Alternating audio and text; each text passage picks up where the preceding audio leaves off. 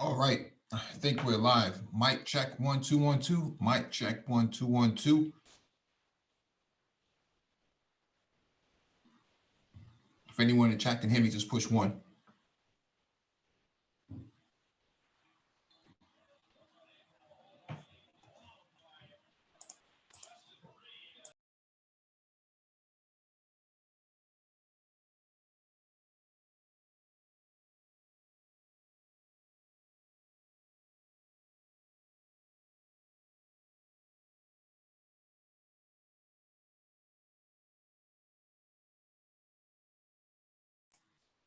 All right, thank you for the confirmation. Welcome back to the Black Brain Trust. This is episode 425, Geopolitics, special day. News, breaking news just released. Missiles hit military bases in Baghdad today, just about an hour ago, or I believe 90 minutes ago. Please hit the like button as you come in, share the video if possible. Hit that notification bell so you get all the updates from the Black Brain Trust, including those posted on the community tab that we post every other day. If you want to engage in discussion, there'll be a link in the chat for you to click on. When you click on the link, make sure you raise your hand so that one of us can acknowledge you and advance you to the panel. All right.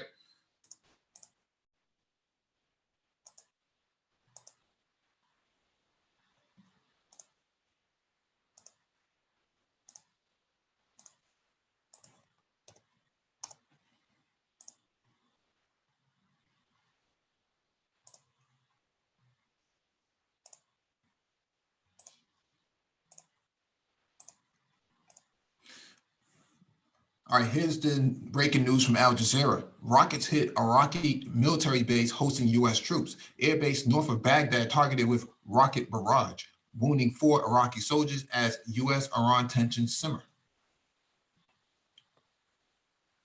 Rockets slammed into an Iraqi airbase north of Baghdad on Sunday, where U.S. troops have been based, wounding at least 4 Iraqi troops. No immediate information about American casualties was reported. At least 6 rockets struck the Al Balad airbase, which hosts American trainers, advisors, and a company that provides maintenance services for F-16 aircraft. Some projectiles fell on a restaurant inside the airbase, officials said.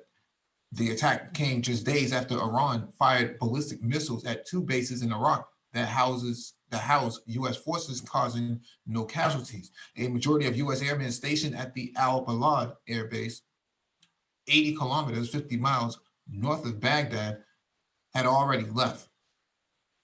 AFP news agency reported military sources saying some shells hit the runway of the airbase, while another shell struck the gate, said Colonel Mohammed Khalil, a police officer in the northern province of Saladin. 3 Iraqi soldiers who were on the ground, who are on guard at the airbase gate, were injured as a result of the shelling. The Associated Press quoted one unidentified defense official as saying, there are American experts, trainers, and advisors at the base. So far, there was no claim of responsibility for the attack, which comes amid heightened tensions between the United States and Iran over the last 2 weeks. Retaliation strike.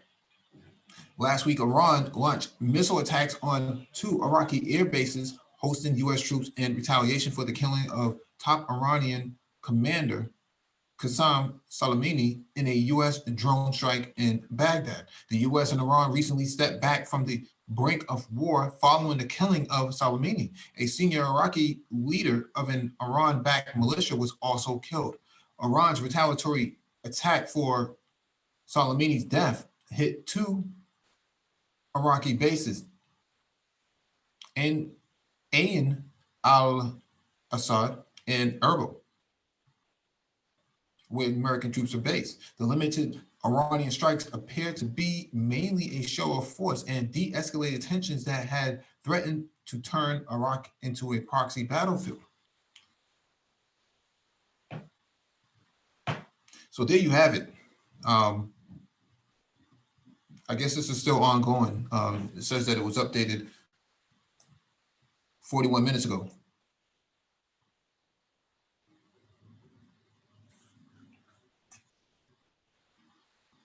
So let me also say that I'm no military expert. I'm technical, but not military. So I don't know what kind of missiles were fired at this base. I don't know where they were fired from. It doesn't say. It just says that missiles hit the base. I don't know. It's kind of cryptic. It's a kind of cryptic message that is being sent from all sides. No one knows what's going on. Military, military bases being bombed, but no one knows where the bombing is coming from, and so on and so forth. So I guess it's too fresh of news to really understand any technical details outside of installation being bombed. But it does say that there were maintenance crews up there for F-16 fighter jets maintenance. I guess the mechanics that work on them.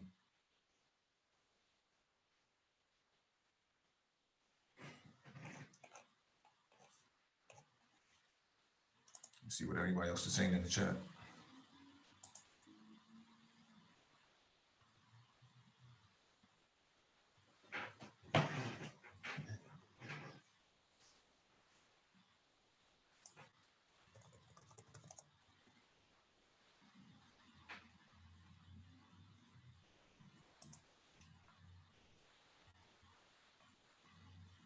Let me give some shout outs in the chat. David Moreau, PCU, our business, salute to you.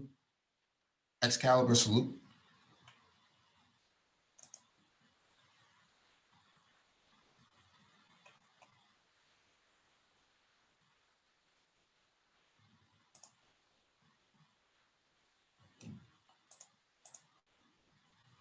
Let me pull up another source.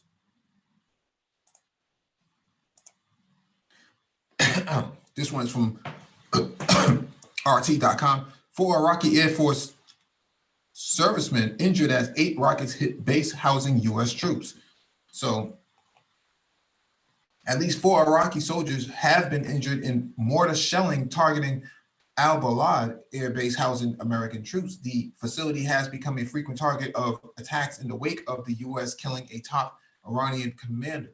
At least 8 Katyusha rockets hit the base located some 80 kilometers north of Iraqi capital of Baghdad. The Prime Minister's office has confirmed the rockets struck a runway located inside the facility, military sources earlier told Reuters.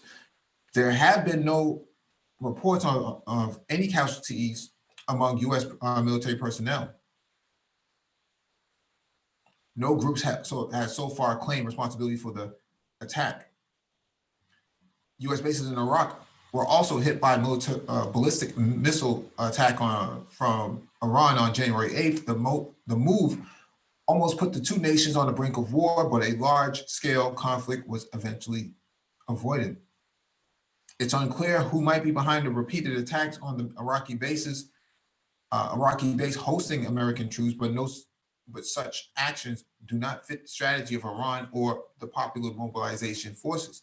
A group of Iran-backed Shia militias, Amar Waqaf, a Middle East analyst, told RT. These attacks use non-precise weapons. The margins of error are huge. Even if there were American forces at this base, it is still not a solely American base. There are Iraqi soldiers there. So whoever targets this base does not necessarily care about the Iraqi army or personnel, he said, adding that Tehran eventually decided to focus on pushing American forces out of Iraq and out of the Middle East in general through diplomacy and influence on its neighbors after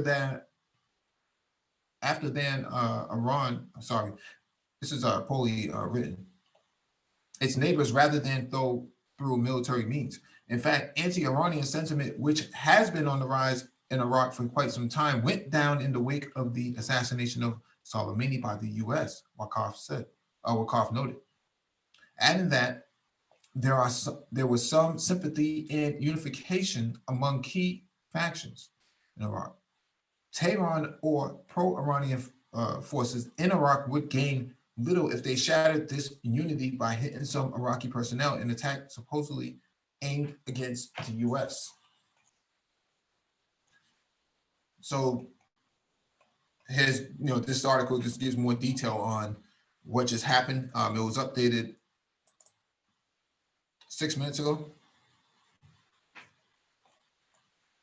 Very interesting things that happened. It says Katyusha rockets. For those of you who know what a Katyusha rocket is, basically rockets that come out of a Grad missile. Let me pull up the image.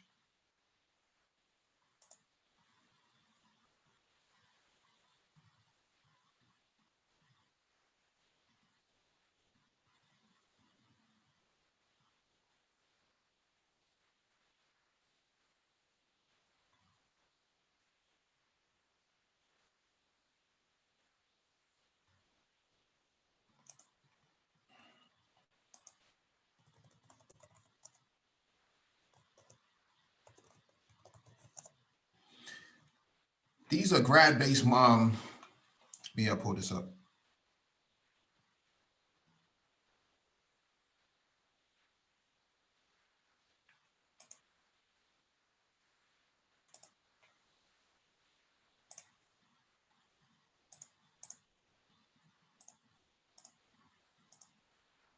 These are Katyusha rockets. These are rockets from World War II. These were actually game changers in World War II. It actually changed the battlefield against the Nazi army.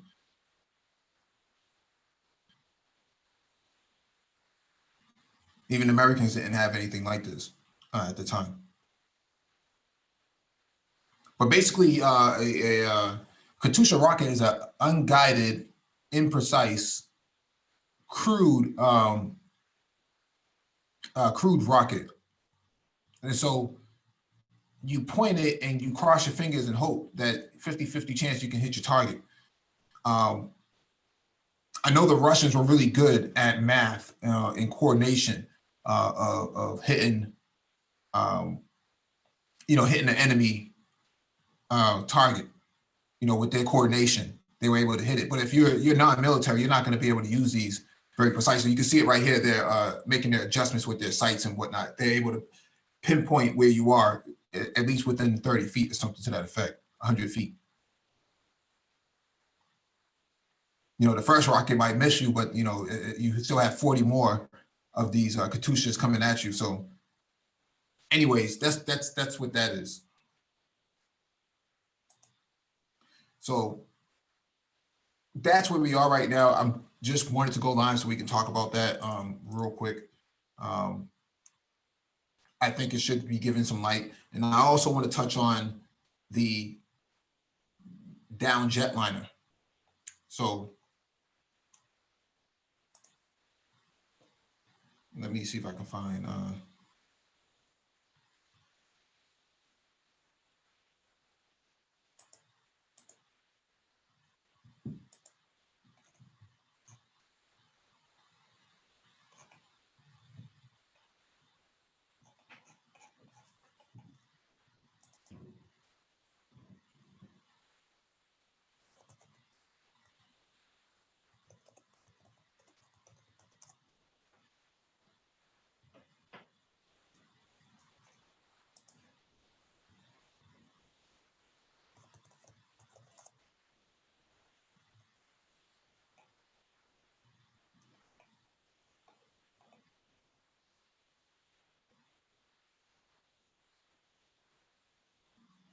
interesting. I just had the article up.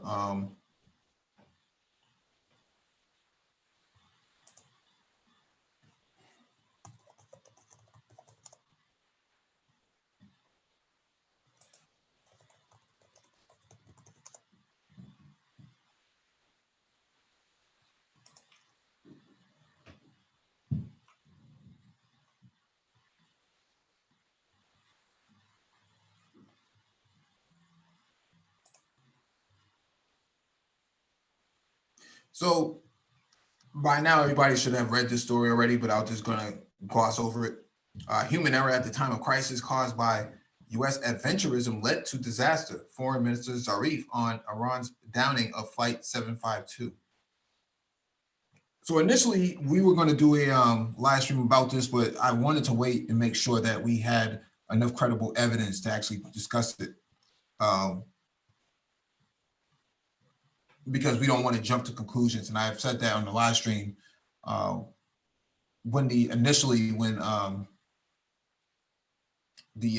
first missile strike was on north of Baghdad before, that we weren't going to go live and talk about that until we got some more substantial evidence presented.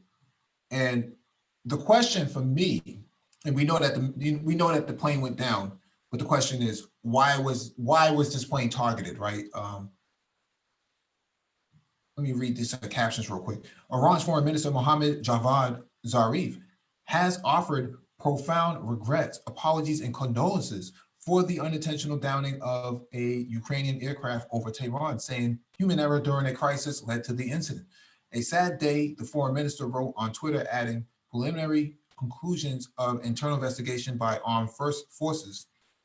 Human error at the time of crisis caused by U.S. adventurism led to disaster. Our profound regrets, apologies, and condolences to our people, and to the families of all victims, and to other affected nations. The incident took place soon after an Iranian missile attack on American positions in Iraq, which was launched as a reprisal for a U.S. kill strike on Qasem Soleimani, the commander of Iran's elite coup forces. It occurred after months of rising tension between the two countries came to head. All 176 passengers on board the airliner were killed in the crash. So, question is, why was this targeted? Some of the preliminary reports say that this flight actually crossed into a military zone. Some of the accusations was that the missiles that were fired into Iraq from Iran actually hit that jetliner. This was not true, and that's why we didn't go live and discuss that, because we knew that was impossible. Not that it's not possible, but it was impractical to even make that assumption. So, that being said, we eliminated that sort of suspicion. The next suspicion is, or the next question should be, why was this plane targeted in Iran? The first reports came in that the plane had caught fire and that the plane was supposed to be returned to base. The plane only climbed to 8,000 feet, so it was relatively low for a commercial jetliner of its type, a civilian jetliner. The other piece of information that came in was that they were supposed to turn around and return to base, but it would be impossible for them to turn around and return to the airport at the height that they were, at the trajectory that they were. There were too many flights coming in and out. They would need some time to open up a runway so that for an emergency landing, and so that never happened. However, what did transpire after, or transpire before that, was they took a different flight path than what was perceived to be normal. My understanding is that military radars can see various forms of aircraft at the time.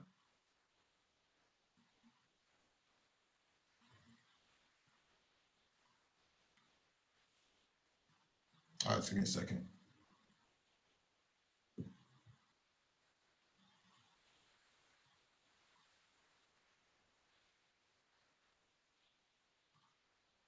Yeah, so civilian aircraft have their own transponder systems to identify themselves as civilian craft and not military craft. Typically, what happens when a plane crosses over into a military plane crosses over into enemy territory, they turn off their transponders to not identify themselves, which makes them an unidentifiable flying object or UFO.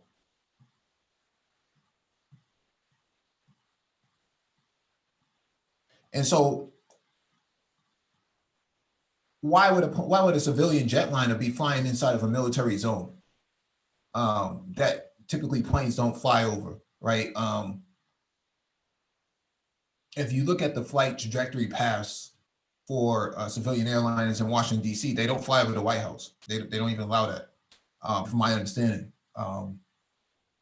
Even the Pentagon, for that matter, right? I remember in 9/11, there was a plane that was supposedly approaching the Pentagon, and it mysteriously, supposedly, flew into the building, but the Pentagon was unaffected. This is impossible, right? But that's another story for another day. What I'm saying here is that why would Flight 752 be flying into a military industrial zone or a military barracks area? They said it flew erratically. It was given several warnings to adjust its flight path, and supposedly that it never responded. According to the Minister of Flight Aviation and Transportation, they say that the communications of the plane was off.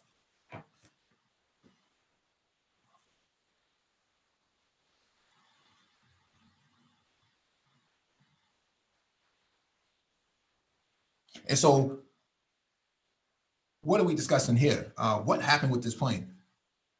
A Tor M2 missile was found at the crash site, but how did they get all the video of this plane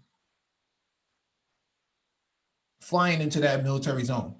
How did they know that? How did they know exactly what time the plane was going to be in that area? And whoever recorded the video, because they got clear video of this plane flying around.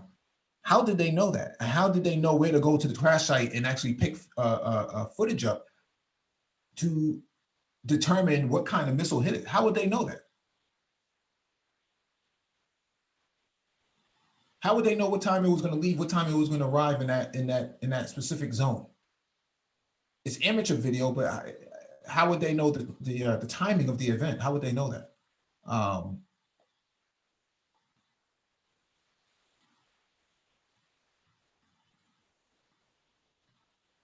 It's that part is really interesting, because when the U.S. was already pushing news about this before anybody else. CNN especially had the story before everybody else did, and they had the video. How was they able to get the video so quickly? They had video up within minutes. Actually, it took them 2 days to actually spin the story. Initially, they didn't even talk about it. But when they did talk about it, they had all the video, all the evidence. They knew that it was shot down. How would they know it was shot down? You're CNN. You don't have access to satellite footage of what's going on the ground.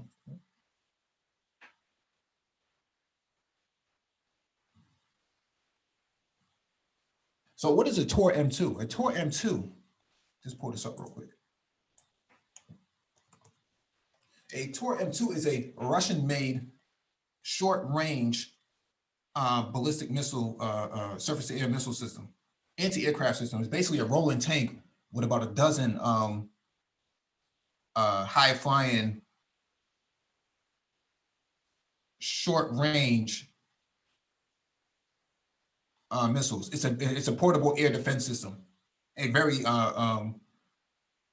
high-quality one. On top of that, we covered some articles in the past and videos in the past, but they're actually retrofitting this missile system to patrol boats now. You imagine that, a patrol boat with this sort of missile system installed on it is actually pretty lethal. So you see how this missile is being shot off from the inside, the missile tubes on the system itself. it usually shoots 1 or 2 missiles. They're saying that this plane was shot once and then shot twice.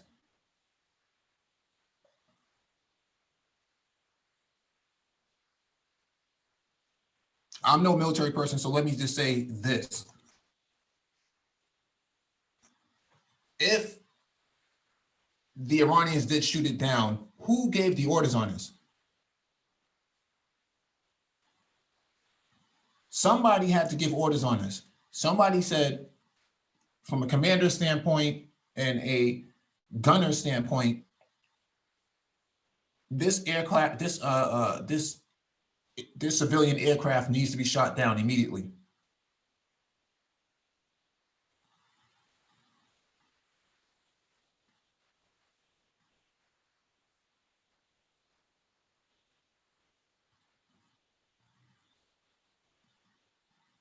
Maybe it wasn't a Tor M2. My understanding, it was a Tor M2. That's what they're saying. You get hit with a Tor M2. A Tor M2 has a let's actually pull this up.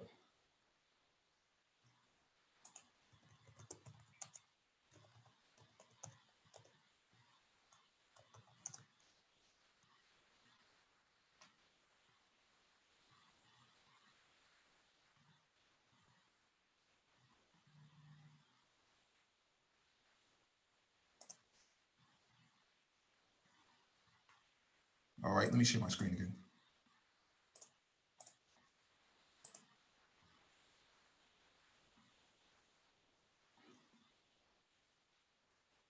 So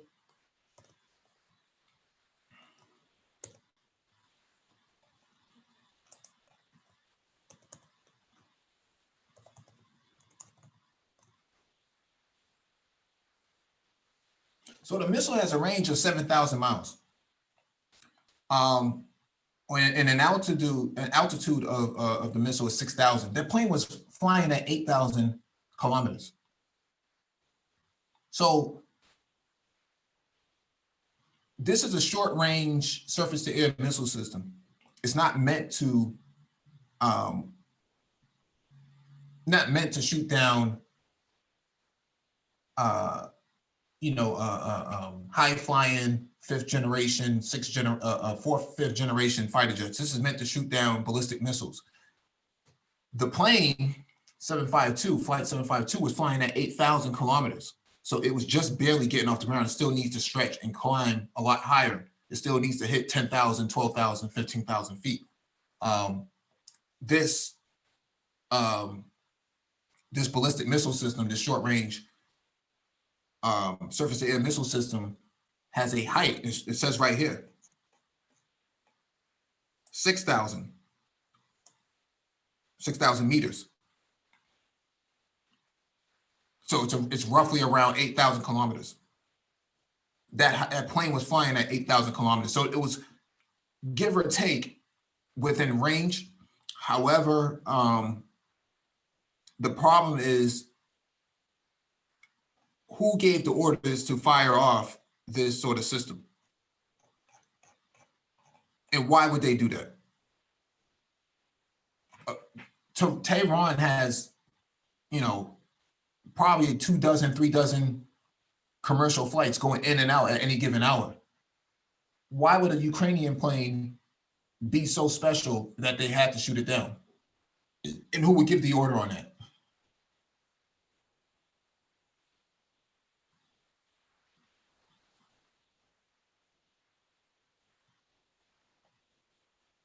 So initially people were saying, well, how come you guys aren't talking about this? Well, we didn't have a whole lot of information. It didn't make a whole lot of sense to us.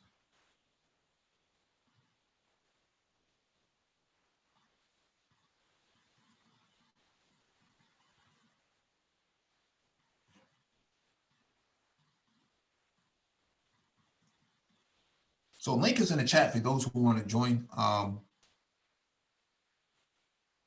I'm perplexed on this myself. It doesn't make a whole lot of sense. It was a civilian airliner. Why was it flying inside that military zone in the first place? Who gave the orders to shoot it down? It doesn't make a whole lot of sense. There's a whole bunch of other planes flying around in Tehran's airspace, but why would that one plane need to be targeted?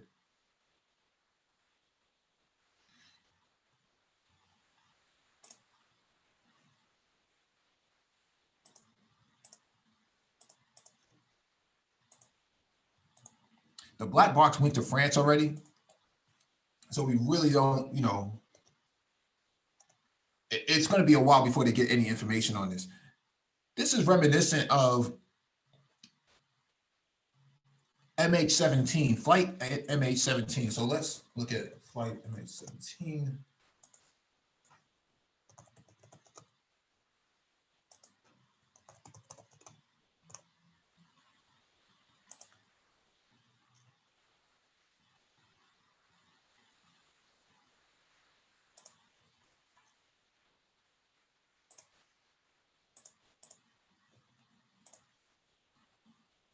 All right. All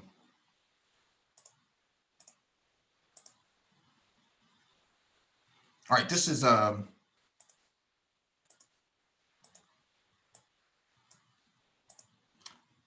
from MH17 that was shot down over Ukraine back in 2015. Malaysian Malaysian flight MH17.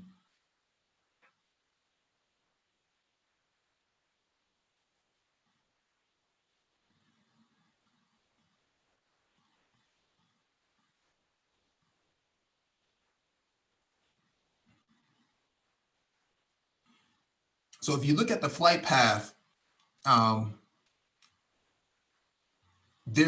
Ukraine is actually considered to be a war zone. At least that part is, and they probably should not have been flying over that area. I'm using this as an example so that people can understand the intricate details that go into planes being shot down on accident from a civilian standpoint.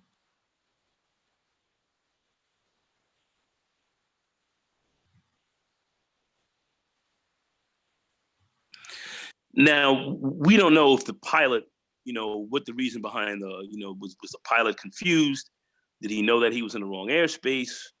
We don't have any information on that at this stage, so we really don't know. Well, they have the radar tower. The radar tower has some information in communication back with the pilot. They have not released it yet. Okay, so the pilot may have known that he was in the he was in the airspace, because it seemed like he saw the missile coming and maybe tried to maneuver away. But I don't think he saw anything. I think from what they're saying is that, wow, damn, look at that shit. Your ass is grass when one of these bad boys lock onto you. You finished. Yeah, because it's firing shrapnel. It doesn't actually hit the plane. It actually just it just a shrapnel at it. So around you, so they catch it. So it catches you. Yeah. Yeah, but still, you finish. You finish with this bad boy. Yeah. You finish. Wow. So we don't. So we have no idea as to what was being said and as to why that person was there. Okay. I mean, as to why that plane was there. See, this is saying that this airplane, the MH17, was flying at 33,000 feet. That's pretty high for a plane to be flying in this regard. It's civilian base. It's going from Europe to Malaysia or wherever it was going, the destination. But it flew over Ukraine. Ukraine is a war zone at the time. It looks like this flight recorder stopped at some point. You can see right here on the map that there's probably a dozen planes flying around at one given time. They said the Russians did it. It was in Ukraine's, it's a Russian missile, but it was in the Ukraine's possession. So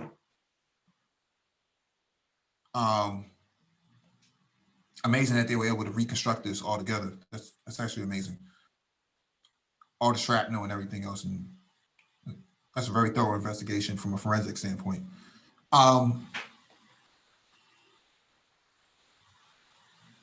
The point that I'm making here is that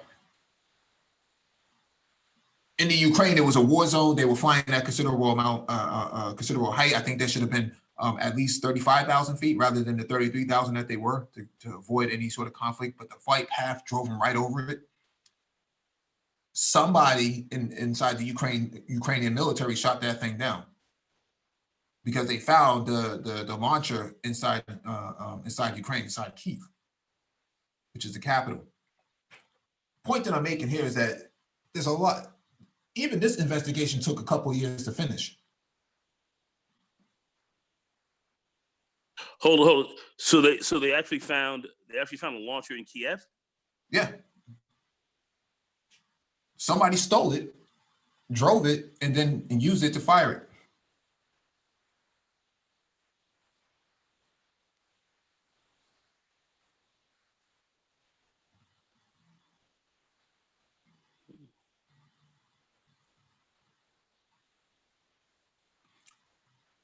Yeah, a Book missile is which is what this is. It's a Book M2. The Book M2 missiles are surface-to-air missiles that are actually used to shoot down high-flying targets, such as things like the SR-71 back at the time that it was developed. And it was actually a pretty accurate missile as well. But in this regard, why did they? Somebody makes a decision to shoot down these targets, these civilian targets.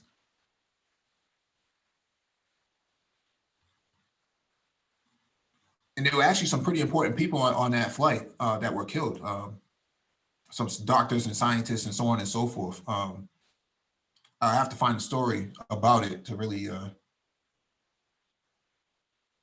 go into detail about it. But the point that I'm making here is that when civilian airliners are shot down, there is a considerable amount of attention put into this. Now the plane, this is a Ukrainian plane. It was en route to the Ukraine. Is that correct? That's correct. It had majority Ukrainian and Canadian passengers on it. Yep.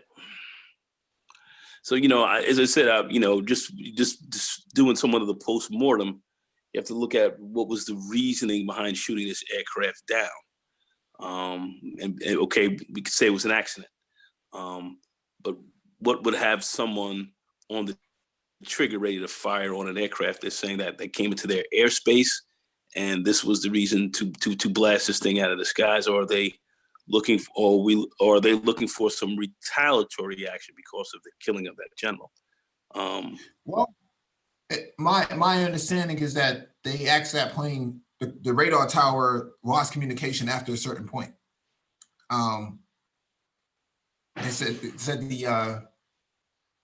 one of the engines actually caught fire. The video shows that it was on fire considerably for 70 seconds, and then it came down. The pictures show that there's some kind of missiles laying right next to it, but you don't have a missile laying right next to a plane that is flying at a considerable speed. The missile usually detonates when it hits its target, but it doesn't follow the plane. It doesn't make a whole lot of sense.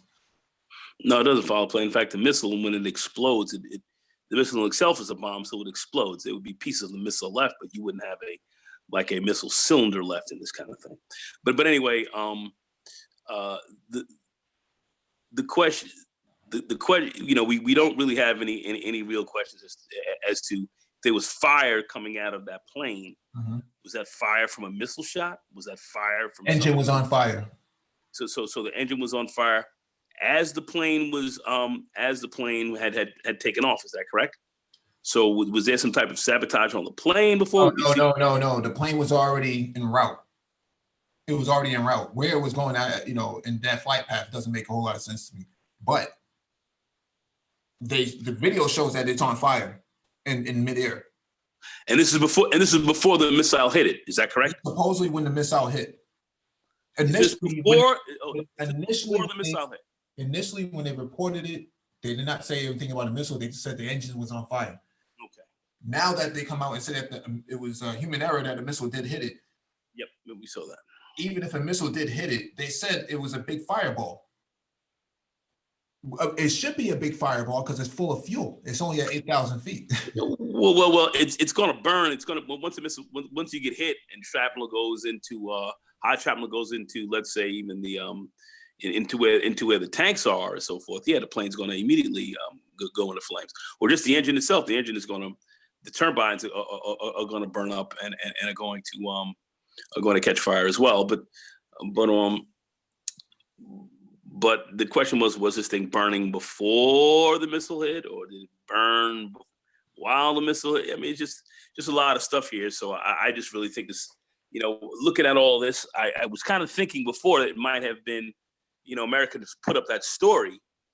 But since, there was satellite evidence that this plane was actually fired upon, and Americans knew it and said, no, we've got satellite evidence that you guys have actually launched this missile. Video right here. So the video from a dash cam is showing that the plane is on fire and going down. So that means it's already been hit. So it's been hit. So they knew it. Like I said, the Iranians, they lied. They tried to cover it up. But no, well, it's two different stories.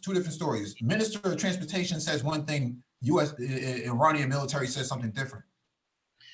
Yep. And first Iran jumped out there and said, this is, propaganda being laid out there by the United States. And they put that out very quickly to say that the United States put this out and it was a lie. And ultimately, they were lying. So, well, let's look at 9/11. We don't know what happened to those two other flights. That one that hit the Pentagon, they say it hit the Pentagon, but there's no penetration inside the building itself. Well, they had pieces of a plane that were hit. I suspect that it was hit by a missile, and what happened over Pennsylvania was definitely hit by a missile because there was too much pieces of the plane from farther out. We found pieces of the plane damn near 60, 70 miles outside of where the original crash was. So that plane was hit and was disintegrating as it was coming down. So we're pretty sure that's actually what got hit. And I can understand why that got hit. You don't know what a planes are flying around the United States, and you had to just I was there, or literally on Madison Avenue and 43rd Street when the towers got hit, and I said this is war, and we all sat down. People were terrified. And I can understand why planes flying around American airspace then may have been gunned down. I could see how that could have happened, even though they're saying that wasn't here. This is a slightly different story. You had an Iranian general who was killed, and now they're blasting people out of out of the skies, and they lied about it. Now I know the history of Iran. I understand. Our very entangled in history and how we've meddled in their affairs for a very long time. So I understand why Iranians feel the way they do, but they did lie. They literally lied like Persian rugs. They lied like Persian rugs on this. There's more U.S. information on this than even non-Western information on this. How are they able to get so much information on something that doesn't even happen in their line of the country? There's no CBS News or MSNBC News inside Iran. How are they able to get so much information in such a rapid amount of time? Even the we had satellites on. No, that's not the same. Well, I don't know. MSNBC does not have access to military satellites. I don't know, Mike. I don't know, man. No. Listen, you don't have MSNBC does not have access to U.S. military satellite coordination. They just don't have it. Okay, so what are you saying? How are they able to know all this intricate details of information before anybody else knows? Even RT didn't even have this information. Well, RT didn't say anything. I mean, we were the first ones to jump out. RT did say something. There was we actually. Well, RT wasn't out there in front of us. Yeah, but what I'm saying, RT reported something, but they did not report all this information. How does the United States news media have such intricate, detailed information about something that has not even been released yet? Well, as I said, they had. I mean, they were looking at satellite information that we had. They had satellite shots on this. They had satellite shots on this shit. Who had satellite shots on it? The United States. But what I'm saying is MSNBC, CBS does not have access to that. How did we know that we had satellite information that saw these missiles being fired on this aircraft? They don't have it, is what I'm saying. Somebody gave that to them. But who gave that to them? They said they have it. In fact, I'm trying to see if I can pull up that article where my friend sent me this thing. If you're telling me that U.S. news media has access to classified secret... I didn't say U.S. news media. This apparently came from military sources, and it was released to the media. That's what it seems like. This is what happened. Yeah, but that's my point, right? That's my point. If U.S. news media should not have this much intricate detail on something that they were never even on the ground to see themselves. There is no U.S. News media inside Iran. Well, we certainly have people inside Iran that are certainly going to report on what's going on. Okay, yeah, but they're not at the crash site. Media, but they could be CIA and a lot of other people. Oh well, yeah, that's plausible. But what I'm saying here is the way the media spun this, and Southfront actually did an excellent expose yesterday about this. Mm-hmm. It's impossible for them to have this much critical information without actually having inside sources to the country itself. All right. Well, we could say that we definitely have people inside of that country, reporting on everything. We've got our sources in there.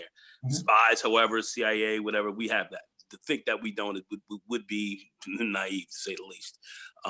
So we've got sources in there. We've got sources in it. We've got sources inside their news agencies as well. So I believe that some of those sources picked up some key information and gave that up. But Iranian news agency didn't report that. Even Press TV is offline, and they've been offline for the last 7 to 10 days. Well, what we know from the Iranian news agencies or anything that came out of Iran is that this was not they didn't shoot this thing down.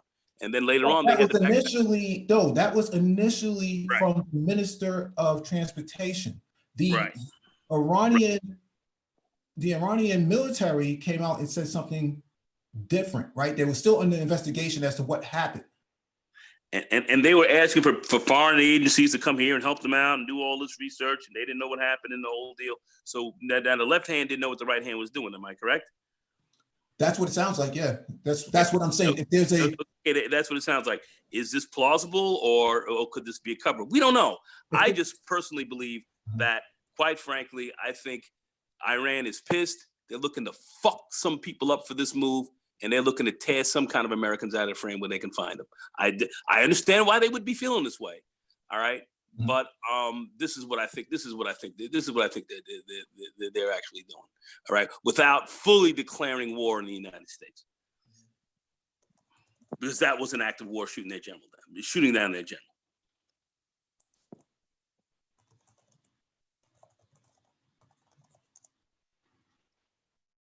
Let me pull some images. All right, here's one image here. Let me share my screen.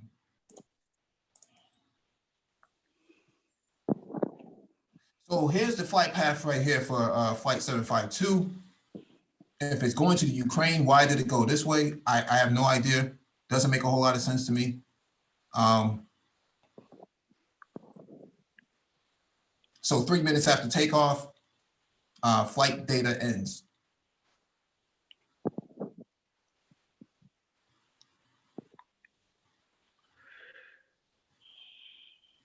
So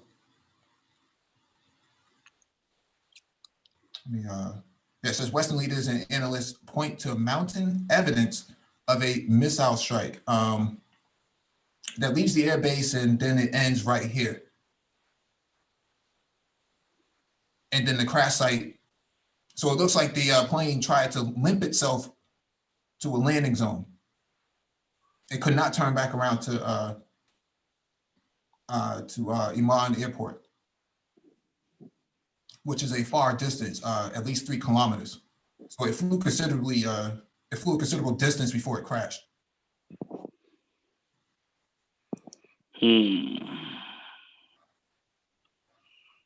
Now, the reason why I bring up MH17 is because this is very, very, very similar to what happened in Ukraine.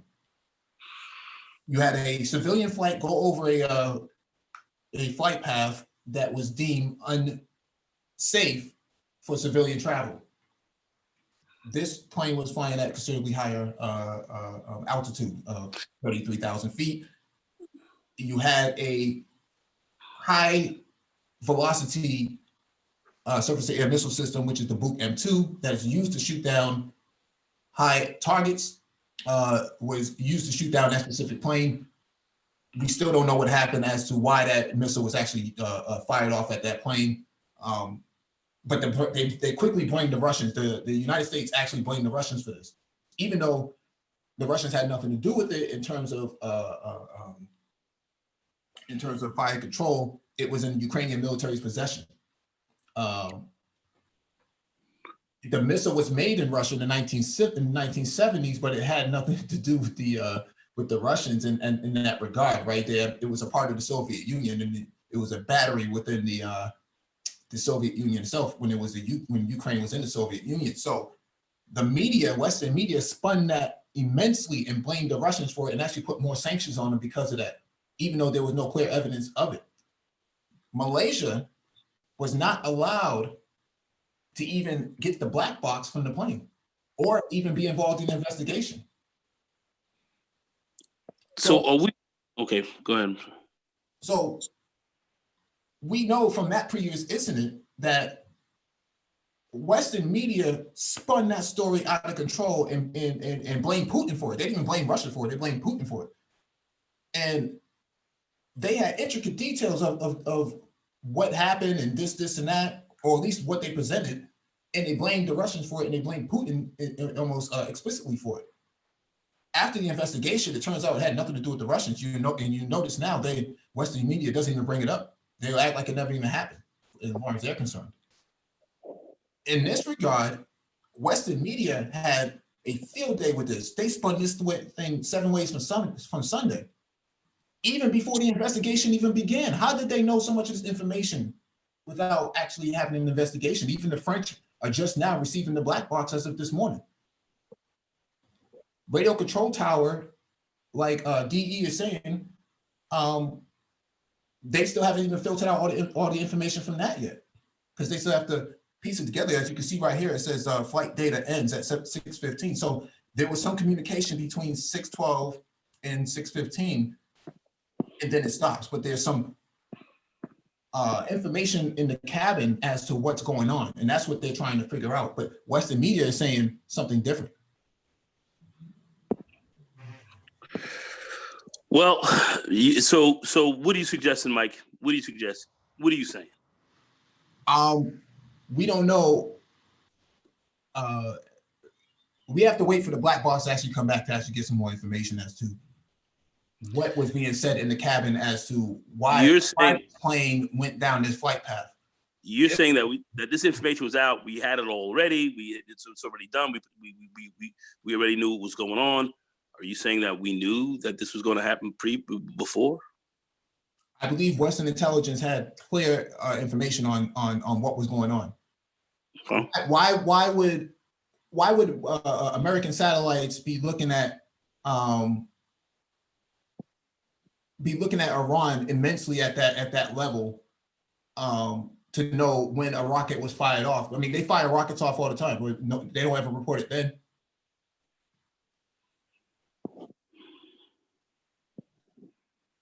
Supposedly, the news interview I saw yesterday said that there was some luggage that was on board that had suspicious luggage on it. That's all they said. Suspicious luggage on it. We don't know. They never went into detail. However,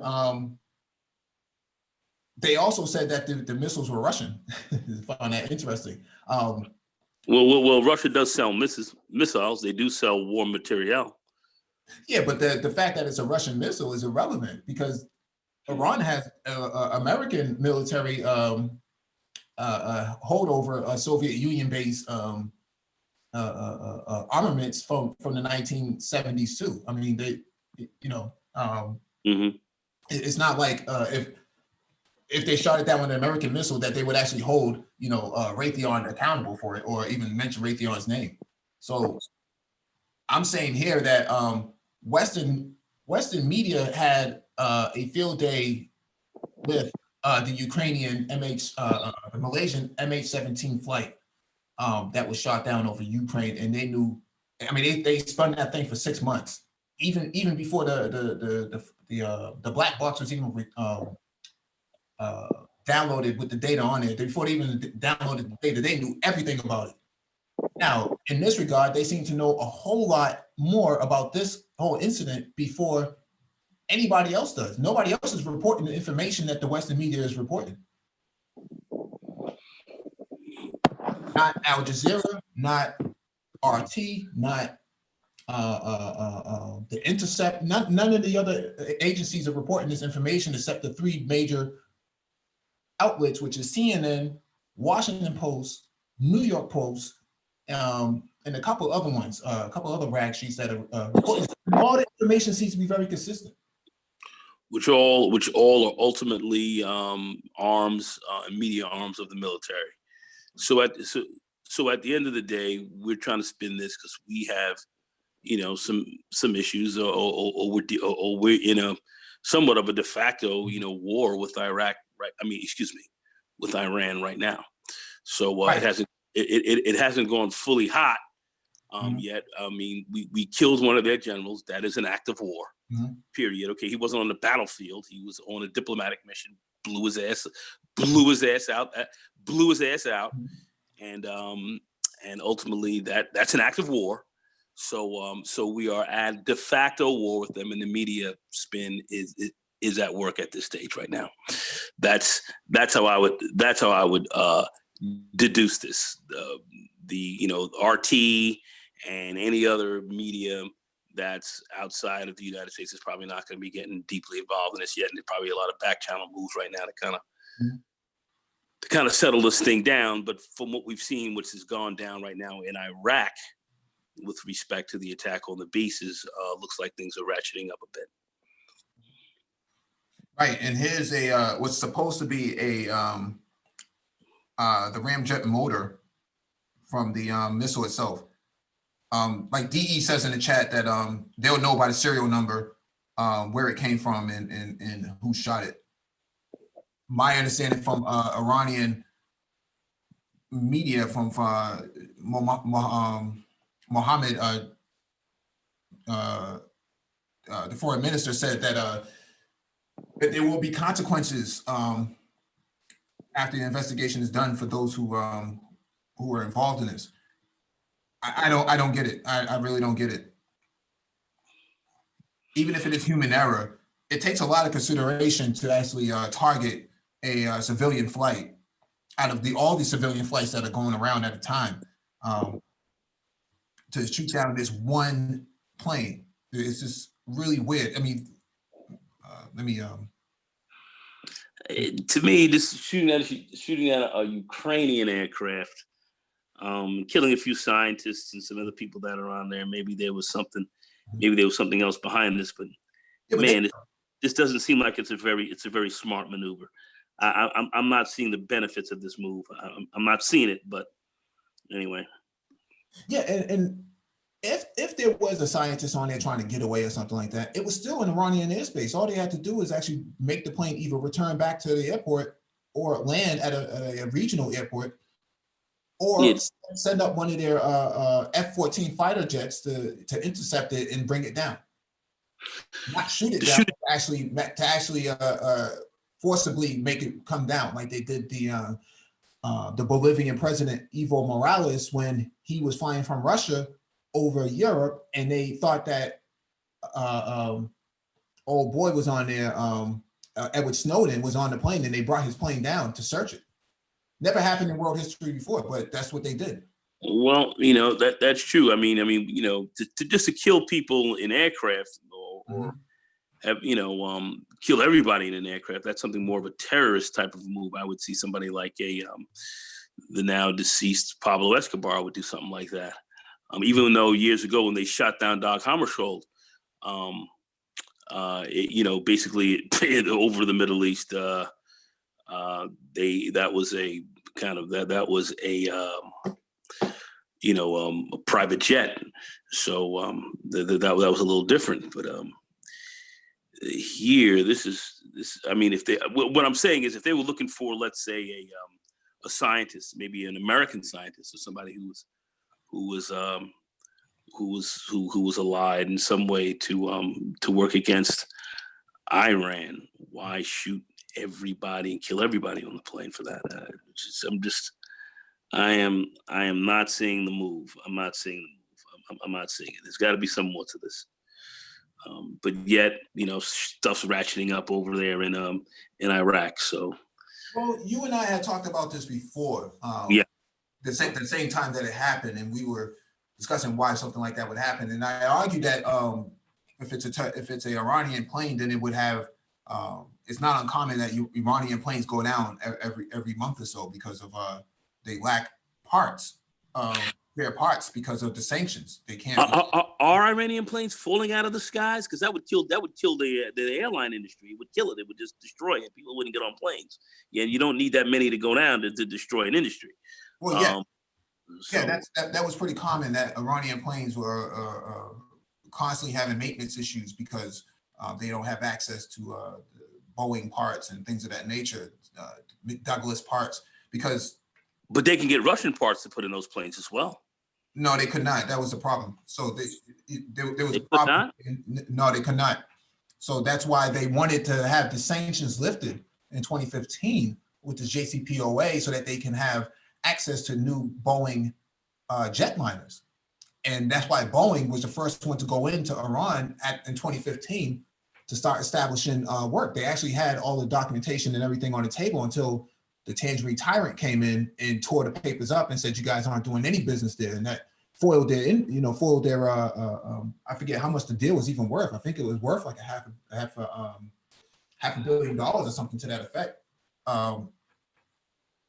Initially, and what I'm saying here is that Iran has some very some quality control issues with their planes because they don't have access to parts, and so that's the point that I'm making here. So when we first heard this story break news, I said, I don't know, man. I don't know if I want to jump to the conclusion that someone shot this thing down or whatever it was. But when we talked about this offline, that was a conversation that we were having, that something happened, but we really couldn't pinpoint what it was. And that's why we didn't really talk about it on the live stream, because we didn't have enough sufficient evidence. Yeah, I've been looking at, I haven't seen a lot of stuff now either. So it's kind of hush hush. There's a lot of speculation. And right now we are in many respects speculating like everyone else. But, we do see there's a history of this kind of thing going on. And usually there's something a little bit more behind it than what has met the eye. But here it's pretty confusing. But yet I see things ratcheting up. And once again, as I said, in Iraq. And we should get into that in a minute, Mike. But this is we did that earlier. Okay, we did. Okay, I'm sorry, I missed that. Yeah, but this we did that earlier. But, this is disturbing. This is disturbing.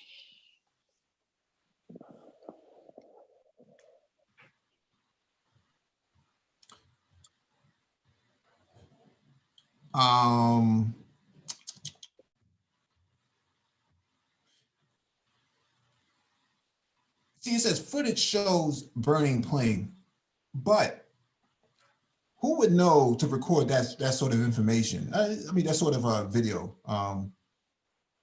It just seems weird. It just seems really weird to me. I'm not, not saying that it wasn't legitimate footage. I'm just saying I find it weird that they were able to capture such footage of this plane at the time that they did. I mean, they had clear, detailed images of it, flying in the sky and stuff like that. I mean, I don't know. CIA, Mike, the only way, CIA, man, it's the only way you can get this kind. CIA, man, that's it. Who else is in there? Who else would be in there who else would be in there able to get this kind of stuff out? Confident, intelligent, and assertive. You can put a new suit on for that one. Yeah, anyway, the CIA was looking for the FBI. Feminine, beautiful, and inspiring. Shout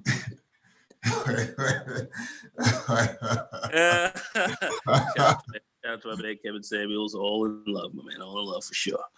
But this right here, I'm thinking it's CIA all day, man. CIA. Who else is going to have this information out? And of course, it could have been British intelligence. Could have been MI6. MI6. Could have been Saudi intelligence. but they all work together. They're all working together out there like this, right? Yeah. They're all working together. I see some people in the chat pointing to Mossad, but you know, there's Iran has a lot of enemies and is surrounded by a whole lot of hostile forces around it, man. You know, even some of the Muslim nations, even from some of the Arabic nations, because always remember, Iranians are Persians. They're not Arabs. So there are issues in the Middle East with that as well. I just want to put that out there too. Yeah, it says Ukraine's embassy in Iran initially said the plane had crashed for technical reasons, but later deleted the claim. So even they did not have sufficient information as they are deep inside the country. That's what I was referring to earlier. I wasn't trying to disagree with you just to be disagreeing with you. I was just saying it's incredible the amount of information that Western media has that other media sources do not have and they're not reporting on. Yeah, I mean, I was agreeing with you. I just think that, you know, I'm just like, they're getting all this information out there. There's only one way.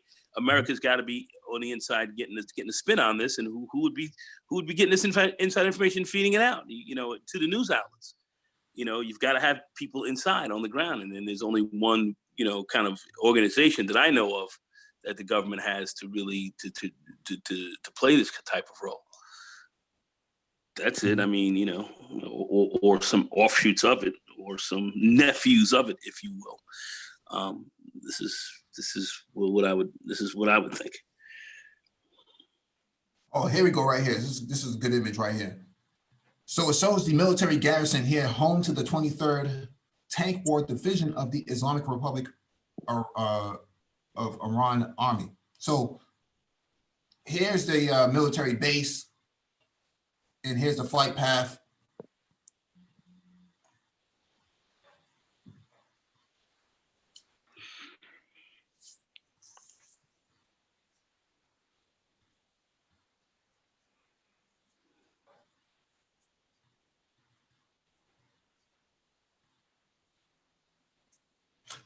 Just got distracted for a second. So again, as a military garrison, whole lot of military personnel in there. I'm no military person.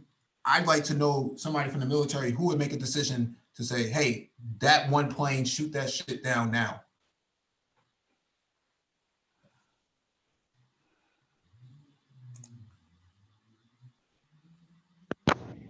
We got Jack Charles on the line. What's going on? Put some volume on your mic, please, bro.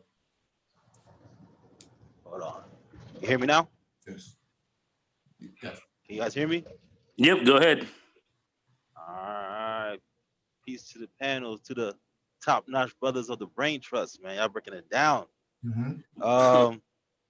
Hey, my thoughts on this is, again, like back to the video, right?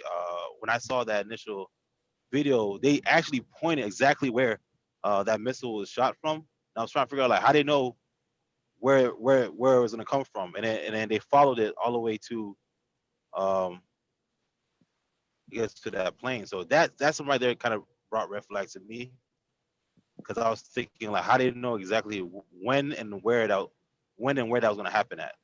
And my second thing that comes to my mind is, what does Iran have to gain from doing that type of attack? It's not even, has nothing to do with U.S. So I'm trying to figure out like what do they have to gain? Like that didn't make any sense. So, what's your thoughts on It's that? crazy. I mean, we're trying to figure that out now. It doesn't make any sense. It makes no sense. It doesn't make any sense to me unless they thought on that plane there was someone that was, you know, that was valuable to America or had something that was valuable to American interests in some way, that they were kind of getting a revenge act on or whatever. I don't know. You know, did this plane veer into a certain space in Iranian airspace where now you had to shoot it down because you didn't know whether this thing was going to be a, you know, some kind of problem or whatever? It's just totally confusing. I can't really make a lot of sense out of this. And you know, we are just regular civvies trying to, you know, make some sense out of this thing from what we're hearing. But I don't know what inside intelligence, you know, government and everyone else has that can explain this type of act. But of course, it hasn't, been disseminated, of course, to anyone in the public. But it doesn't make much sense. But it looks like this information was gotten very quickly by the United States media, very quickly, and was put out there. That's why I thought that they were out there with the whole propaganda scheme very early on in this war, and were taking it to them early. And America we were right about that. They shot this plane down, and they were denying it. That was my thing. The Iranians denied this at first, and it was confusing, but it was denied. And I looked at the media. They denied it. America was on. I was like, I know we've had a lot of issues with them, so I kind of thought maybe we had a dastardly hand in spinning this thing the wrong way. But these guys were right. So I'm just, I don't know. I'm not seeing this. I'm not seeing what this is about. Very confusing. Very, very cryptic. Well, we can look at this image right here. It says the cost of negligence, right? So they're talking about the Iranian flight that was shot down in 1988 by the U.S.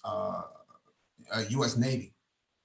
And it says the U.S. crew incorrectly identified the Iranian Airbus A300 as an attacking F-14A Tomcat fighter. How do you confuse a civilian airliner with that? It's just, this isn't the first time. What I'm saying is, for people to understand what happened in Iran, you got to go back through history and try to look at other incidents that have happened in the certainly years to try to figure out, how does something like that happen? How does a civilian airliner get shot down, even though it has a transponder on it identifying itself as a civilian airliner? Either, like I said, either goes into airspace, you think they're spying or something else like that, or the only other reason is that they had a desire to shoot it down for some type of retaliatory reason. Mm-hmm. There's a reason for it. Mm-hmm. Lockerbie and everything else like this, all this stuff had reasons for why it happened. There were reasons, very specific reasons. There's a reason behind this. Don't know what that reason is. This doesn't make sense. The Brazilians have a beautiful term for it. They said, nem ter pé nem cabeça. This says, it just doesn't put a foot on the head, which says it doesn't make sense. You know what I mean? That's how crazy the statement is.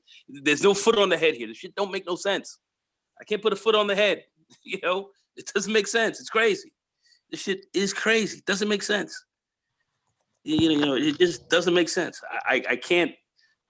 I don't know if like I said, there's got to be some other deeper reasons behind this, and what those reasons are, I'd be quite interested to hear. But I can say this: we are at war for whatever reason. We are in a conflict right now with these people, and I don't think any of us really want to talk about it. But there's a fight. We're at war. We're at war, man. So let's look at this from outside the box, right? Mm-hmm. All right, who third party will have anything to gain from this? Because I've been trying to do more research, and right now they already censored Press TV. You can't really go onto the website. I know any Iranian media has been blocked in the U.S. Yeah, I noticed that, like from Twitter, everything. So I'm like, all right, that's one thing. So like, what's another angle I can look to find more truth? So I went on. I looked on Israel websites, right? So I looked on Times of Israel, and they're saying a whole different story. They're saying, they're saying that have sources of certain U.S. Citizens were killed on certain bases. So I'm like, all right. So something's not making sense. So who they're out of everybody saying one thing, but they're saying something different. Who would have anything to gain from an ongoing war between U.S. and Iran? I think Israel. I think something is with them there. You think that they could be that third party that could have done something to ignite or add fire? Add gas to this war or anything? Or what's your thoughts? Well, it would certainly be within. It would certainly be within their interest to try to do so, because that's something that certainly that's something that they would do. That they would want to see happen. But whether or not they have their hand in it or not is another question. We haven't been able to identify that as of yet. So but would they have a hand in this possibly? Israel? Nothing would. I would put past them nothing. Well, here is another example of a Korean flight that flew from Alaska in 1983 and during the times of the Soviet Union. And it shows right here, this image shows that the original flight path, the intended flight path, was deviated by the plane itself. And the Russians assumed it was, in fact, a U.S. spy plane, although there was a spy plane there. Yeah. It's really strange why the Russians would shoot something like that down. If you're going to do an attack, you're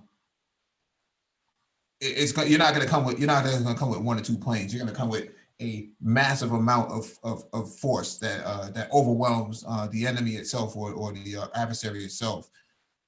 Even if it is a spy plane, it wouldn't be that difficult to actually bring it down or force it from its path, like the Chinese do. But the Chinese did shoot down a U.S. spy plane as well, and they actually got the parts from it and put it back together like a Lego set. So the point that I'm making here is that civilian airliners being shot down happen over our lifetime, over this generation for that matter. And it's hard to understand who makes these final decisions to say, hey, this thing needs to be eliminated. This target needs to be eliminated. In this regard, it was shot down by a MiG. Well, usually what the Russians do is they bring 3 or 4 MiGs into an area where they see a plane, and then they come in there and they fly it side by side, and they start to flash their wings on you, and they're telling you better come down or you're going to get blasted out of there, and you come down. To blow a plane out of the skies is a very aggressive act. It's a very aggressive act. Either it's a form of terrorism, or it's a form of warfare. So it's one thing if you're a single engine plane and there's one person, you pilot killed, and that's one thing. But now you're killing multiple civilians. This is a different story here. Like I said, I just like the other brother was just saying, I can't make it. Jay Charles, like he said, I can't make any sense out of this. I can't make any sense out of this. Do you think there are any like American assets on that plane, like either 1 or 2 people that really want to take the whole plane down for that certain person, or they're not talking about? Because I know they've done it before. Person. So.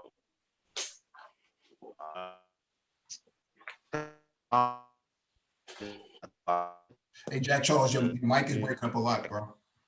Yeah, your mic is hammering. Yeah, Jay Charles, your mic is wonky, bro. Yeah, but to answer your question, Jake Charles, the initial point of the question, do we think that they would shoot it down if there was somebody on there that they wanted? If they wanted that person, they would just bring the plane down. They wouldn't actually shoot it down.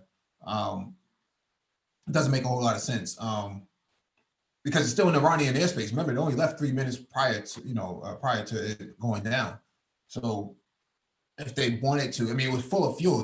If they wanted to turn back around, they had a whole lot of fuel to actually recircle back around and go land for emergency landing and actually take the person off board. We see that in the United States all the time. An unruly passenger, who's being disruptive, that plane turns back around, it comes back to the airport, and they take that person off with U.S. Homeland Security. Homeland Security will bring that person off, TSA. So.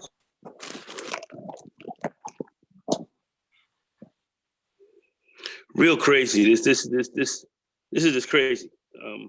There's a lot more to this. There's definitely a lot more to it. Whether we'll get that or not right now, what's going on, I don't know. But and they'll just maybe print up just a big cover story for it, and just let this thing go by the wayside. But right now, absolutely perplexing. Absolutely perplexing. Yeah, somebody in the chat just asked a question.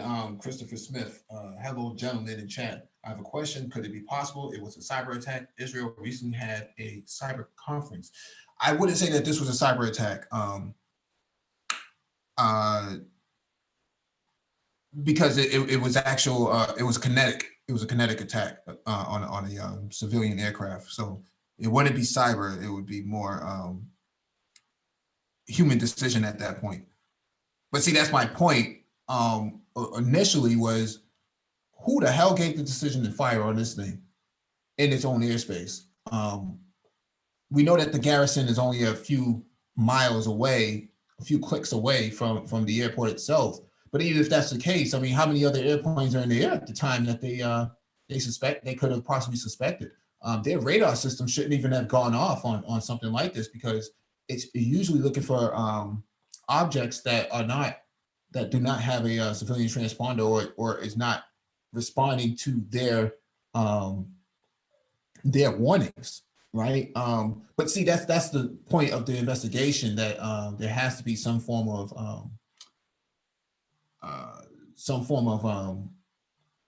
communications that were recorded between the tower and the pilots itself, the pilot and the co-pilot. So I don't know. I wouldn't say that it's cyber. What I will say is that I think initially my thoughts were, when the information came out, that there's a rogue element within the military. Because what the press conference said was that Minister of Transportation and the defense forces don't even communicate with each other, so that they keep what they call an air gap in terms of security, right? So information doesn't get leaked out without actually being verified by the actual people first. And so that makes a lot of sense. In the US, we do the same exact thing. When the Boston Marathon bombing happened, Boston police, Massachusetts State Police did not have any sort of information from FBI and CIA. As a matter of fact, even FBI and CIA did not have same correlating information. FBI had already tracked this person. CIA had already knew about him. Boston police, Massachusetts State Police were like, we don't even know who these guys are. So information gathering, information sharing, that's very critical. In the Iranian case, I'm not defending the Iranians. I'm just saying their Minister of Transportation, their Minister of Defense said something radically different, because they don't communicate with each other at that level. That happens in the United States all the time. I'm trying to figure out, okay, the black box, right? Like, what can you specifically learn? What can the black box specifically tell us, like, as far as that investigation? I know Canada, and they're going to do their own investigation. But what exactly can the black box tell us?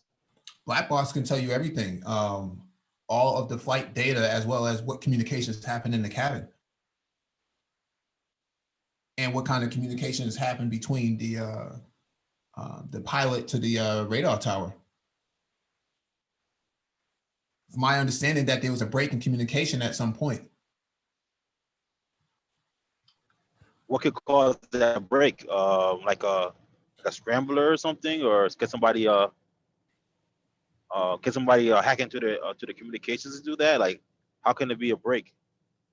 They just said it was a break. Maybe there was radio silence. Maybe there was a malfunction with the controls. That's the only thing I can presume, based on the conference itself, the news conference itself that they had. They said that there was a break in communication. If the radar tower did have a break in communication, that would make a lot of sense. Military probably sent out one or two, maybe sent out one warning, and they didn't get a response back. See, that part is what has me intrigued, because if something like that did happen, it's plausible that they did shot. Of course, it was shot down by accident, but they say human error. But when you say human error, then who made that decision? That's my only question. Who made that decision? Because if that's the case, there's a whole lot of other planes that should have been shot down too. Then, if you're talking about potentially rogue elements that could be existing within the Iranian government, that is definitely possible and plausible. And could they have acted because of what happened with respect to their military general and so forth? Looking at Zach Moore, this is entirely possible. Something like this could seem, it actually sounds almost reactionary. So that could easily be a reason as to why this had happened. Why the Ukrainian and why an aircraft like that? They must have been going for maybe some people who were working for some aspects of their enemies, which would primarily be, of course, the United States, but what capacity would these people be in? Who knows? And hence we've seen what we've seen. That's the only thing that makes any kind of sense to me, possibly a reactionary move from some radical aspects of the government. This is entirely possible. This is entirely possible. That would seem plausible to me, but we haven't heard anything else like that yet. And right now it's sheer speculation because this doesn't make any sense. I mean, this move doesn't make a lot of sense, but from a reactionary, aggressive standpoint, then that actually starts to sound more plausible than anything I've heard so far. What's interesting here, and I'm just looking at this image here, that what is this right here? Okay, just looking at this image right here, looking at all the clothes on the ground, nothing is burned in that regard. A lot of it is still clearly intact. I'm using my forensics hat because of my cybersecurity experience. I'm looking at articles and things like that of evidence that's around the plane itself. But usually, if it burned into a fireball like that, everything inside of it would be burned too. I'm pretty sure the bodies were mangled, but this is the same thing in MH17. Let me pull this up so that people understand what I'm talking about here.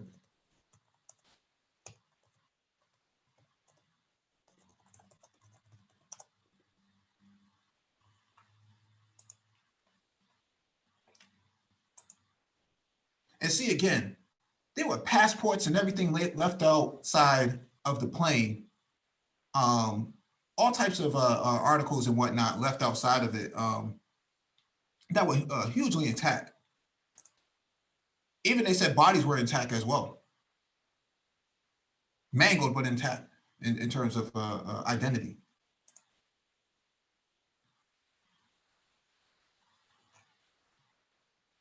So I bring that point up so that people understand that when a plane goes down, if it was shot down by a missile, there would be some significant scorching of material behind.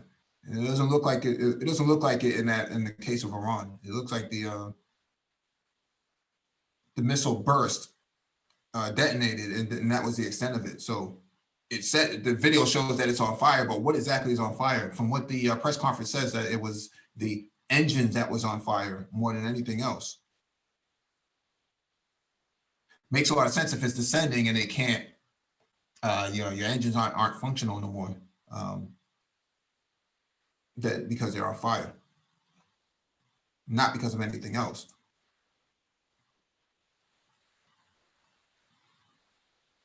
Yeah, yep. It says it right here. Bank cards found remain still found at crash site. Everything was still intact. Just pointing that out, that there's yeah,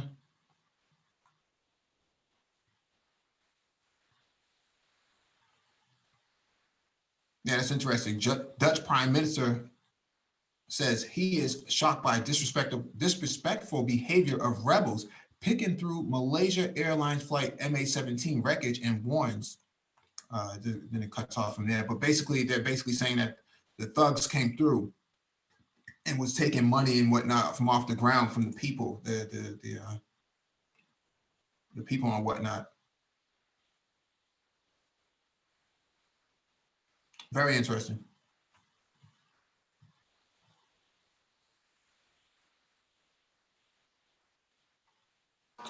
This shit sounds crazy.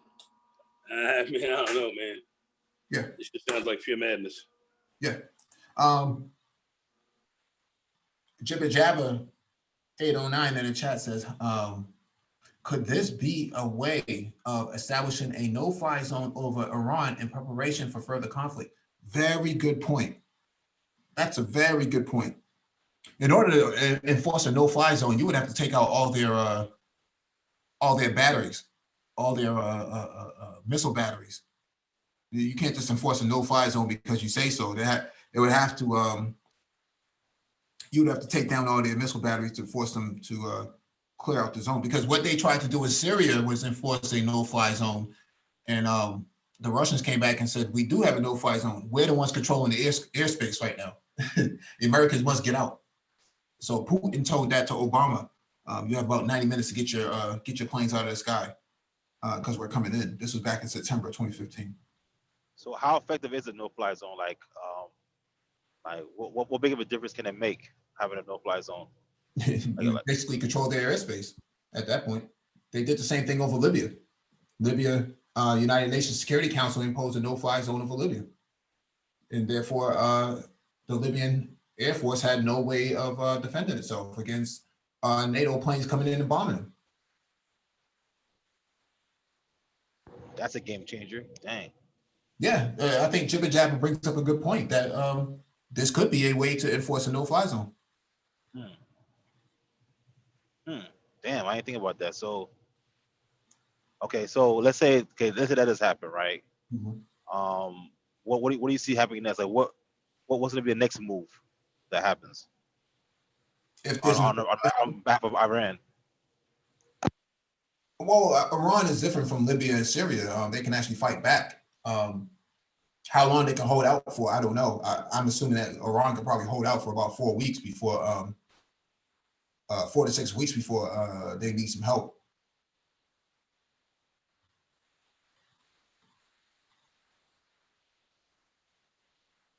So, between this whole conflict, who has stand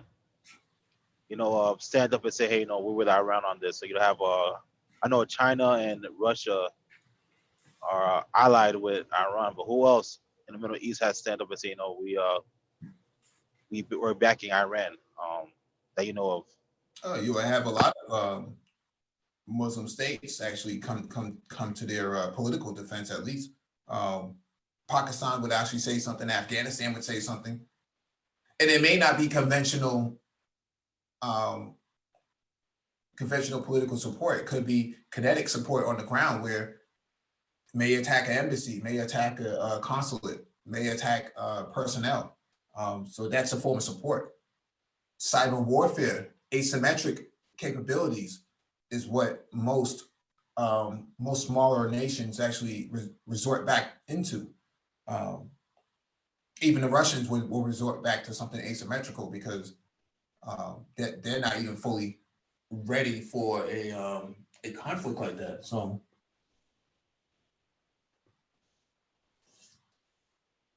what I'm gathering is that when you're saying that, so you're saying to kind of be ready for a little small incidents happening, pretty much throughout the Middle East. Like I think I see like more incidents like this gonna happen. Like, little things like are gonna happen, which are gonna not so much go on to a full scale war, but they're gonna be little attacks like this between Iran and US, little things, and I think some are gonna be disclosed and some aren't. But because hitting that general, man, that's huge, right? So and they did say they're gonna vow for revenge. So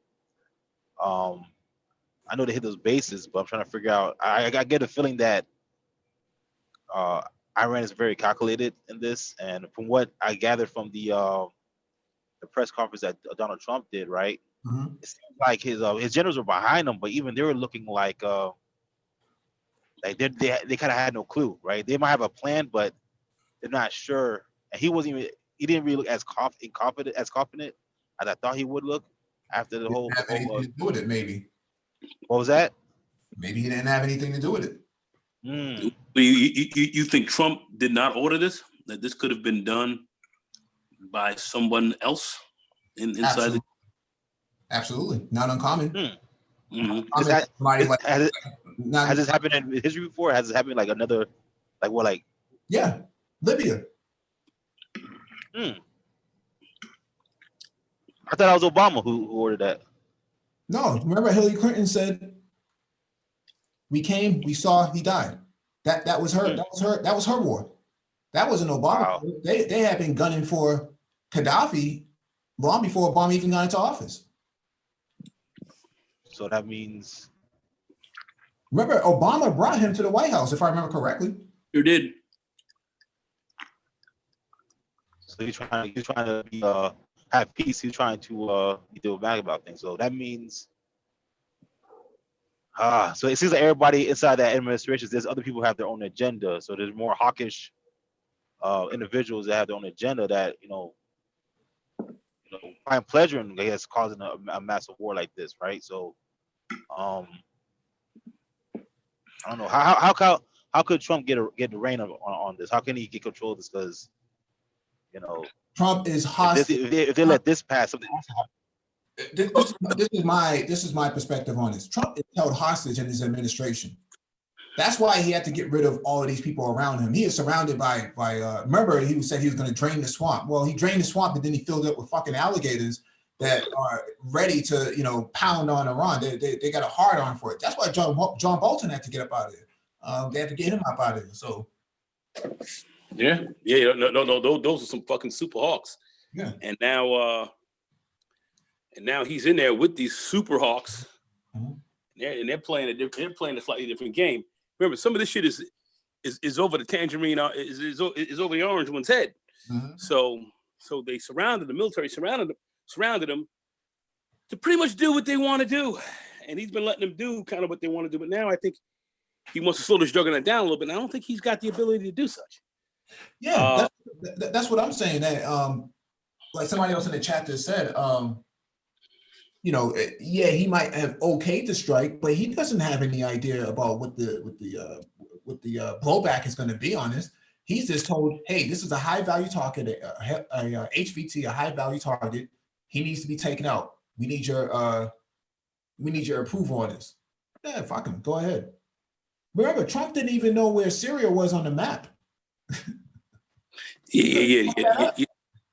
The tangerine one. He's a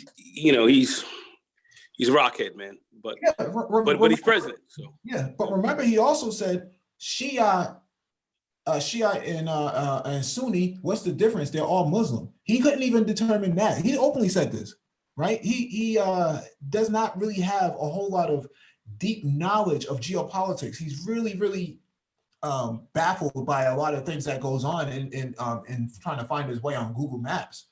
He's not really familiar. And so he says a lot of things and he does a lot of things that's not really consistent with someone who has knowledge, who has worldly knowledge. When you have somebody like Rex Tillerson, who has some geopolitical knowledge, if not a whole lot of geopolitical knowledge, working at Exxon and being in the position that he was in previous in his resume, he had a lot more knowledge of what to do with the foreign policy aspect than even Trump did. And they left it up to him up until a point where he was trying to build relations with Russia and trying to build relations with, if I remember, Africa. And they got him up out of there real quick. He didn't even go to he's never even been down to Latin America. And when Rex Tillerson was supposed to go down there, man, they made sure they got him out of there quick. You're not going to do what you're not going to do what's in the U.S. best interest. You're going to do what's in our best interest. And I think that when it comes to Trump, he does not have the sort of political depth that most people are giving him credit for. I mean, he's been talking openly about building relations with Russia, and every single time Putin sends him an invite, somehow, some way, something happens just before he's supposed to meet with them. Even the Helsinki summit that he met Putin at, that almost got disrupted. So every time Trump tries to make friends, there's some disruption. Every time someone is trying to do something to make to make peace, like this brother Soleimani, you know, he was there in Iraq to actually work out some negotiations between Saudi Arabia and Iran. And he gets droned. Yeah, I read that in a Gray Zone article. So seeing that, so who's really pulling the strings? The military is really pulling the strings on all this, you think? There's people within the high-ranking brass. I mean, maybe Nicole might know something, but I think that there's a lot of players inside inside the deep state and outside the deep state that are saying, hey, we want things to go our way. We don't like all this this lovey-dovey stuff, man. Fuck that. And I would have to say it's coming out of reactionary forces inside of our own military. Mm-hmm. I definitely believe that, and they're high ups, and I think at some level, President's nervous of it, and these guys, remember, these are unelected people who've been around for a long time, and then they're just part of the system. So you have to deal with them. So and as I said, you got to be rather sophisticated. It seemed to me that Obama kind of had some handle on things. Some, like I said, not a very super strong, but some handle. But this guy has less. And then this move right here, just shooting this general down, didn't make a lot of. This is problematic. So things are going to ratchet up. They want war with Iraq. They want war with Iraq. Excuse me, with Iran. They want open war with them. They want this. To what end? Will this be to our best interest? I don't see it. Those who are inside who do. So imagine question to Gong, because your older brother, you've seen a lot of administrations. What administration kind of resemble the move like this before? We have like Reagan. Reagan wasn't really he wasn't really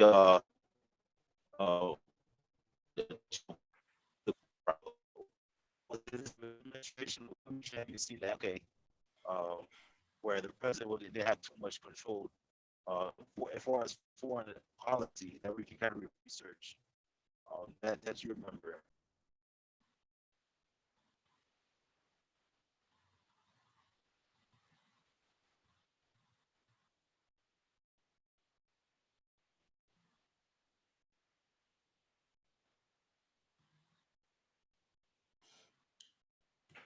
Yeah, Jack Charles, your mic broke up a lot. So what I'll do here is kind of give my closing thoughts on this before. Hey, Mike, I'll answer this question from very quickly. I think the Reagan administration, to some degree, just because Reagan, after a while, he was a little, after he got shot and things happened to him, his mind started to go a little bit, and others started to kind of take over. So I think we saw that there. But I think where you had a pretty strong president who understood what was going on, but really had huge fights with his military, and it ultimately cost him was the Kennedy administration. I think that's what you really saw there. Not so much that Kennedy was very aware of things, but his views were differing from, I think, the generals that were around him. And I think in the end, his views on how he was looking at things, certainly towards Russia and the not even so much more the Middle East, but Southeast Asia and what was going on there, I think that cost him his life. That's, if you're going to ask me what I think, that's what I think.